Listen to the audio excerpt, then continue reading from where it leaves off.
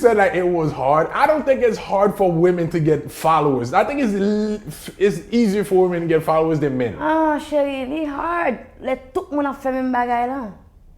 Everybody's doing the same thing. It's like, what makes you special? I paint. You know what I mean? So it's hard. I know it's hard giving from somebody's point of view. Okay, like me, I used to be the most insecure girl ever. Insecure, meaning they can draw avec Wajina, like football avec Wajina. But that's insecurity? So when I came to the United States, my idea of a nice skin is no bumps, no nothing on it. But I didn't know they were spray tanning, they were doing Photoshop. So I'm like, oh my God, I'm one step further than being like perfect because I have all these scars. I didn't wear shorts until I was 18 years old because it's like any little supum. It was like too much for me. So by the time I got Instagram, it's like, ooh, I get to pick when I look the best and they get to see it. That built my confidence. Photoshop? No Photoshop. Take enough, the one that come out the best. That's it. Yeah. I don't Photoshop. Except I just Photoshop, I'm lying. I just Photoshop 4 or 5 days ago. My latest picture on Instagram, and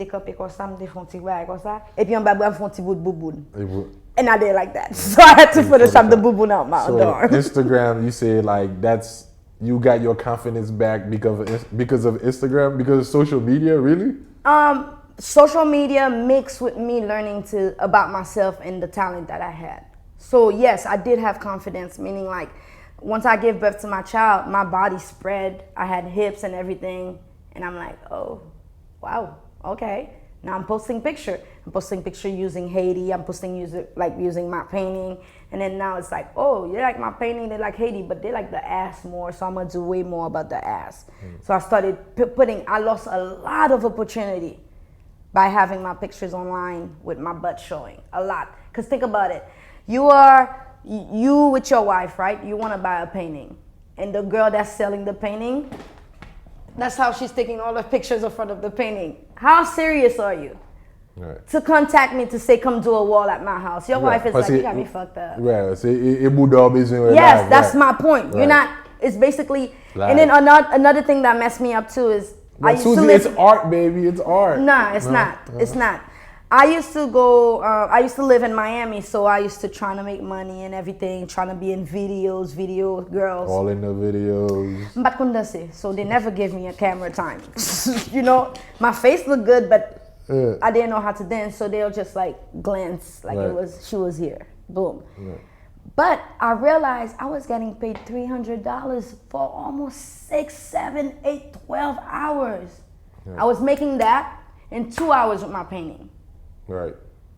So I'm like, oh, nobody's gonna buy my paintings for $800 when they can book me butt naked in a video with a little tank top and a booty shorts, paying me $300. It didn't add up. Right. Like with the self-projection that I had out there and then self-worth that I knew I had, it did not add up. And it kept crashing. Where I wanted to show, my art, then I'm like, I'm not gonna get a lot of likes. You know what I mean? Because my asses ain't gonna be in it. But I started saying, I'm gonna post pictures with me and my art. No pictures from the outside. That means you won't catch me taking pictures on the street. Everything has to be with my art. I'll still show my shape and my body, but it's not gonna be the focus. The focus is gonna be the art. Now, if I take a picture with no art, people are like, you okay? Is everything okay? Yeah. It's like you losing yourself, because I became my positive narration. Like I told them what I wanted them to take me as now. You know what I mean? Not just what I just was hoping that they'll give me the self-satisfaction, telling me I'm pretty and everything and all that. Do you think if your dad was less abusive to you think you would have had that problem? Well, I think the reason why I had the problem, I had that lack of self-worth and confidence is because, mind you, my dad was young. My dad died when he was 32. I was 7 years old. I don't know if we do the math right. I know he was raising us young without my mom. So imagine, and he used to be one of the biggest drug dealer in Haiti. But he raised you by himself, knowing Haitian culture, comme si grand-mère pas là, grand-mère, maman mi c'est pas là, ma tante. Okay, I know that sounds even more fucked up. My dad used to be yelling at my grandma too. Like very abusive to her too. At some point she left. What kind of Haitian is this nigga? I know. So he's raising me, and my grandma was there too, but then it started being like arguments because she didn't like the way he was moving around us too much. You know what I mean? It's like, you're one of the biggest drug dealer in Haiti. I'm watching people get killed in my house. You know what I mean? I'm 7 years old. I'm watching people come in the house, guns drawn to my head, asking me, est-ce qu'on connaît cocaïne? Est-ce qu'on connaît est-ce qu'on connaît petit bagay blanc dans kay la? Est-ce qu'on connaît cocaïne? Est-ce qu'on connaît zam? Is it the police or no? So it was a fouille qui t'a fait, and this guy came and said that he bought drugs from my dad, and then they brought him to the house looking for where he said they bought the drugs. So I'm watching sous tête kay la. They busted the door open. I remember my maid came and said, Laurénée an monte. Li prend petit li prend moi tout nous monte en l'air sous do kay la, but I'm watching everything. Yo campé, yo vin nan kay la, yo détruit tout kay la. I mean, tableau, yo rache sous mur. Like, they're looking for what the guy said there is. You know, my dad is not home. So they come in the house, they're putting guns into everybody's head. They're asking me, do I know stuff? And then they killed the guy right in front of us that day.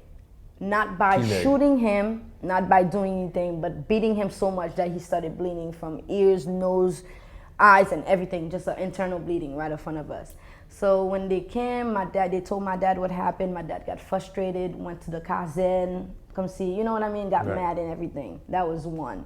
The second time they came to look for my dad, they knew my dad because he was like a marabout. He had his hair cut right here and then curls dripping in front of his face. He knew they were looking for him. I remember my dad heard them coming, and he took a bottle, broke it, and then shaved his head, and then took a bali and proposed la travail la kay. And I remember everybody's going crazy, get caught, so much money, and then my aunties la pour comme culotte legally because they're seizing everything, you know. So that was my life around that time. So I feel like he was dealing with his own demon because there's tout moun parti et puis yo quitté li pa jamais voyer visa bali.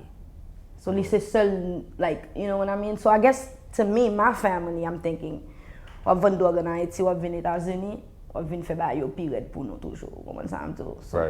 So I think that was their way of protecting themselves and what they made here for them too.